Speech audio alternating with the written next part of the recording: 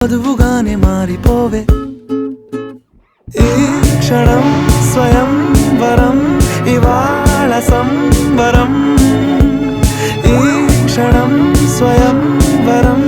ఇవాళ సంవరం వీడుకోలు లేని తోడు అంది స్వాగతం ఈ క్షణం స్వయం వరం ఇవాళ సంబరం